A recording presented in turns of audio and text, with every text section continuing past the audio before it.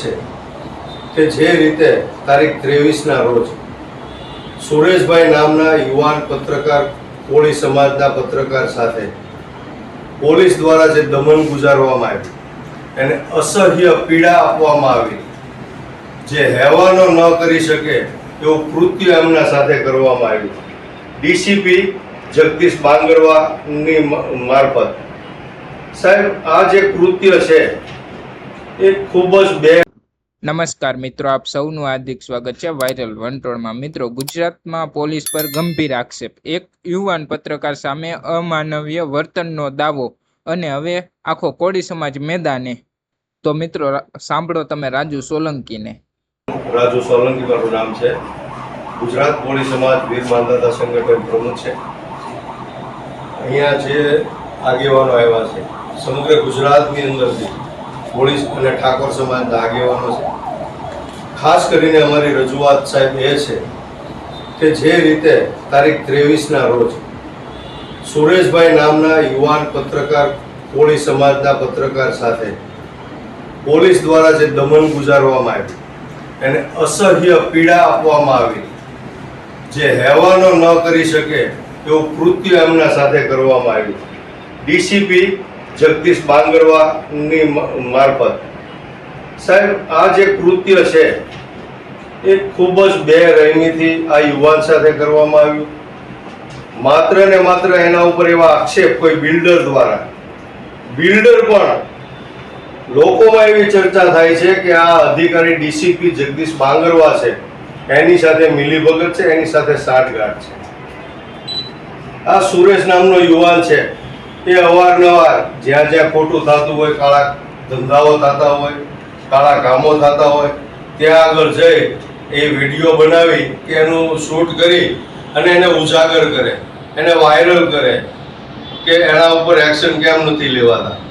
ત્યારે આ બિલ્ડરે જગદીશ બાંગરવા નામના જે ડીસીપી છે, અધિકારી છે, એને રજૂઆત કરી. આ રજૂઆતના આધારે ડીસીપી જગદીશ બાંગરવા અને એની ટીમ આ યુવાનને ઉઠાવીને એલસીબી કચેરી ખાતે એને પૂરી એના તમામ કપડાં કાઢી નિર્વસ્ત્ર કર્યો. ત્યારબાદ એને ઊંધા માથે સાહેબ લટકાડ્યો પાઇપ સાથે લટકાડી અને એને ધોકા અને પટ્ટા વડે મારવામાં આવ્યો. માર્યા પછી આનાથી એને સંતોષ ન થયો હોય, જે અતિ વિકૃત માનસિકતા ધરાવતો આ વ્યક્તિ છે, એણે પેટ્રોલ મગાવી. અત્યારે આ દેશની અંદર, ગુજરાતની અંદર પેટ્રોલની અછત છે. પોલીસ અધિકારી તરીકે આ પેટ્રોલ ક્યાંથી આવ્યું, કેવી રીતે આવ્યું, કોણે આપ્યું, એની પણ તપાસ થવી જોઈએ. આ અધિકારીએ ડીસીપી જગદીશ બાંગરવાએ આ યુવાનને ઊંધા માથે લટકાડી, પગમાં દોરડા અને ધોકા બાંધી અને આતંકવાદીની સાથે જે વર્તન ન થાય, આતંકવાદીની સાથે જે કૃત્ય ન થાય એવું 3rd ડિગ્રીનું ટોર્ચર આ યુવાનને આપી એના ગુપ્તાંગમાં, એના પ્રાઇવેટ પાર્ટમાં પેટ્રોલ નાખવામાં આવ્યું. હદ તો ત્યારે વટાવી દીધી કે એક ફેરી એને ઉપર ચડાવીને બાંધીને માર્યો, ઉતાર્યો, પેટ્રોલ નાખ્યું, વળી પાછો થોડી વાર થઈ એટલે પાછો એને ઉપર લટકાવી અને બીજી વાર માર્યો. એટલે મારે એ પૂછવું છે સાહેબ આપને, આપ ચાર્જમાં છો બરાબર? તો સાહેબ મારે આપને એ પૂછવું છે કે આવા પાવર્સ આ તમારા પોલીસ અધિકારીઓને કોણે આપી દીધા છે? કદાચ એ ગુનેગાર હોય, કદાચ એને કઈ ગુનો કર્યો હોય, કદાચ એને કોઈની પાસે પૈસાની લેતી દેતી કરી હોય, તો મારે એ કહેવું છે ગુજરાતની અંદર 80% પોલીસ અધિકારીઓ, 80% નેતાઓ અને અધિકારીઓ, સરકારી અધિકારીઓ, મોટા ભાગના લોકો ઘણી વખત, અસંખ્ય વખત લાંચ લેતા પકડાયા છે, હપ્તા લેતા પકડાયા છે, બરાબર? તો એને કેમ આવું એની સાથે કૃત્ય કેમ કરવામાં આવ્યું? આ સુરેશ નામનો વ્યક્તિ છે એ ગરીબ પરિવારનો છે, પછાત પરિવારનો છે, કોળી અને ઠાકોર સમાજના પરિવારનો દીકરો છે. તો આના સાથે આવું કૃત્ય કેમ? તમને જરાકે શરમ નથી, બીક નથી? ખાખી વર્દી પહેરી લીધી એટલે આપણા બાપુજીની આ પેઢી થઈ ગઈ છે. તમે કાયદાની ઉપરવટ જઈ અને તમે કાયદાની ઉપરવટ જઈને આવા કૃત્ય કરો, રાક્ષસ ન કરે એવા કૃત્ય તમે કરો. એટલા માટે ખાસ કરીને બીજું કે આ સુરેશ સાથે જે ઘટના ઘટીને, આવી ઘટના અસંખ્ય લોકો સાથે ઘટી છે. આવી અમારા પાસે માહિતી આવી છે. આની પણ યોગ્ય તપાસ થવી જોઈએ, ઝીણવટભરી તપાસ થવી જોઈએ, નિષ્પક્ષ તપાસ થવી જોઈએ. એસઆઈટી અને ઉચ્ચ અધિકારીઓ દ્વારા આ તપાસ થવી જોઈએ એવી અમારી માંગણી છે. બીજું કે આ અધિકારી છે એણે જે કૃત્ય કર્યું છે એ ખરેખર માનવ જાત માટે શર્મસાર છે, ખૂબ જ કલંકિત છે. પોલીસ ડિપાર્ટમેન્ટને કલંકિત કરેલી ઘટના છે. અને 100% આ જે પોલીસ અધિકારી જગદીશ બાંગરવા છે એની શારીરિક તપાસ પણ થવી જોઈએ, કારણ કે વિકૃત માઇન્ડનો વ્યક્તિ હોય એવું દેખાઈ આવે છે. કારણ કે અવારનવાર આના ઉપર આવા આક્ષેપો થયેલા છે.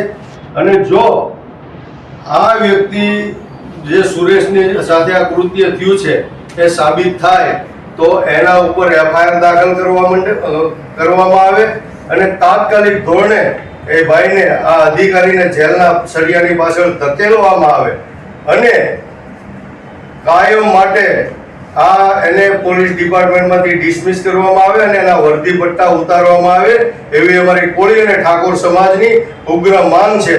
અન્યથા જો 8 દિવસની અંદર અમારી માંગણી પૂરી નહીં થાય તો આવનારા દિવસોમાં સમગ્ર ગુજરાતનો કોળી સમાજ ગાંધી ચિંધ્યા માર્ગે અને જરૂર પડે તો રસ્તા ઉપર આવવા માટે પણ મજબૂર થશે સાહેબ. તો મારે આપને પૂછવું છે સાહેબ કે પોલીસ તરીકે આ કૃત્ય જો થયું હોય તો એ યોગ્ય છે કે નહીં? નહીં, આ કૃત્ય જે થયું છે એના પ્રાઇવેટ પાર્ટની અંદર પેટ્રોલ નાખવાનો કાયદો છે, ક્યાંય તમારા કાયદામાં લખેલું છે, પણ તપાસનો વિષય તો કેટલી તપાસ, હજી સુધી એની ફરિયાદ નથી લેવામાં આવી, એફઆઈઆર લેવામાં નથી આવી. એફઆઈઆર કેમ લેવામાં નથી આવી? ઘણા કિસ્સામાં એવું બને છે સાહેબ. એક વસ્તુ કહું, અમે પણ જાહેર જીવનમાં છીએ, અમે પણ કાયદા થોડા ઘણા જાણીએ છીએ, પણ જે કોઈ દર્દી હોય, કોઈ પણ જેની ઉપર જે આ ઘટના ઘટી હોય એ લોકો હોસ્પિટલાઇઝ હોય ત્યાં પોલીસ ડિપાર્ટમેન્ટે જઈ અને એની ફરિયાદ લેવી જોઈએ, પંચનામું કરવું જોઈએ અને એને પૂછી અને એની ફરિયાદ લેવી જોઈએ. અને એની ફરિયાદ સાચી ન હોય તો એ કોર્ટ નક્કી કરશે. નક્કી કોર્ટને કરવાનું છે, પોલીસ નક્કી કરવાની છે. આમાં પણ ગુનેગાર તરીકે એને પકડીને એની સાથે આવું જધન્ય કૃત્ય કર્યું છે, ત્રાસદાયક કૃત્ય કર્યું છે, તો એને તો પોલીસનું કામ એ છે કે એને પકડીને એની ઉપર એફઆઈઆર કરી કે ભાઈ આ ખંડણી માંગે છે એટલી એની પર આ પુરાવા છે એમ કરીને કોર્ટમાં રજૂ કરી દેવાના હોય. એના બદલે તમે જજ છો, તમે કોર્ટ છો, તમે હાઈકોર્ટ છો, સુપ્રીમ કોર્ટ છો, તમે તમારી કસ્ટડીમાં લાવી અને એને ઢોરને ન મારી શકાય એવી રીતે તમે ઢોર મારો, એની સાથે અમાનવી કૃત્ય કરો. કેટલી હદે આ તમને કોઈ શરમજનક બાબત છે. જાડેજા સાહેબ, ગુનો શું હતો સુરેશભાઈ? આપને ખ્યાલ હોય 151 જે તમે લગાવી છે બરાબર, એ ગુનામાં આવડી મોટી અટકાયત ને આવડું મોટું ટોર્ચર થાય? 151 અટકાયત માટેની હોય, હા, ટોર્ચરનો તમારો વાત જે છે એ તો તપાસનો વિષય છે. ખરેખર થયું છે કે નથી થયું સાહેબ, એ તો તમને એમ તો તપાસનો વિષય છે તો ડાયરેક્ટ એની આ ટોર્ચરિંગ કેમ કરવામાં આવ્યું? ટોર્ચરિંગ થયું છે કે નહીં એ તપાસનો વિષય તો આ છે. ખોટું બોલે છે. પોતે હોસ્પિટલાઇઝ છે, આટલા દિવસથી હાલે છે, તોય તમે મોત ભાંગી ગયો છે. તોય માનવા તૈયાર નથી એમ. એટલે સાહેબ તમે છે ને માનવતા રાખજો. પોલીસની અંદર માનવતા હોવી જોઈએ. માત્ર ને માત્ર તમે કોઈ અધિકારીને બચાવવાના પ્રયત્ન નહીં કરતા, કારણ કે જે સત્ય છે એ સત્ય જ છે. બરાબર? આ યુવાન છે, પછાત સમાજનો છે, સમાનતા હોવી જોઈએ. સત્ય હોય સત્ય જ રહેવાનું. હા, અને હર્ષભાઈ સંઘવી તમારા જે ગૃહમંત્રી છે, અવારનવાર સ્ટેજ ઉપરથી, મંચ ઉપરથી જાહેરમાં બોલે છે કે ચમરબંધીઓને છોડવામાં નહીં આવે. તો અત્યારે દાખલો બેસાડો, તમારામાં તાકાત હોય તો અહીંયા બહાદુરી બતાડો. બધાના વરઘોડા કાઢો છો, આ જગદીશ બાંગરનો વરઘોડો કાઢો. કેમ ત્યાં કઈ ફરિયાદ લેતા નથી? ગરીબ પરિવારનો છે એટલે, પછાત સમાજનો છે એટલે. કાયદો તમામ માટે સમાનતા હોવી જોઈએ. આ દેશની અંદર સમાનતા ધારો છે, બરાબર. આ દેશના તમામ નાગરિક માટે, તમામ માટે કાયદો સમાન છે. તો તમે આ ગુજરાતની અંદર, દેશની અંદર ડબલ કાયદા છે. ગરીબો માટે અલગ કાયદા, અમીરો માટે અલગ કાયદા. કઈ રીતનો ન્યાય છે? આ હિટલર શાહી છે, તાનાશાહી છે કે લોકશાહી છે, એ નથી સમજાતું. વરઘોડો ચોક્કસ જ્ઞાતિના લોકોનો નીકળ્યા. વરઘોડો ચોક્કસ જ્ઞાતિનો અને ટાર્ગેટ કોળી સમાજના દીકરાઓ, કોળી સમાજના દીકરાઓને. જો સાહેબ આ અધિકારી સંડોવાયેલો હોય ને એનો ગુનો સાબિત થાય અને એનો વરઘોડો નહીં નીકળે તો સાહેબ આ કોળી અને ઠાકોર સમાજ સાખી નહીં લે, બિલકુલ સાખી નહીં લે. કાયદા મુજબ જે નહીં, કાયદા મુજબ તો હું એ જ કહું છું, કાયદો બે પ્રકારનો છે. ગરીબ અને અમીર માટેનો કાયદો અલગ અલગ છે. અહીં તો રજૂઆત તો અમે આવવાના જ છીએ. પહેલા અમારી રજૂઆત પૂરી થઈ જાય. હાલવા તો જો રજૂઆત અમે કરવાના છીએ, રજૂઆત કરવા જ આવ્યા છીએ. નકરો કાગળ ને એવું નહીં સમજતા કે ભાઈ કે આ બધું તમે આમાં ઢીલ વેગી અને ભીનું સંકેલવાના પ્રયત્ન કરો. આની પાછળ કોળી સમાજ ઠેક સુધી લડી લેવાના મૂડમાં છે. ન્યાય નહીં મળે તો બંધારણ અને સંવિધાનના હક પ્રમાણે અમારો પણ અધિકાર છે. એના માટે અમે જે લડાઈ લડવી પડે એ લડવા માટે તૈયાર છે.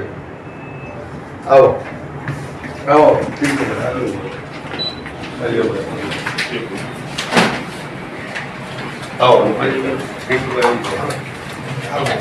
બે જણ અહીં આવી જાઓ.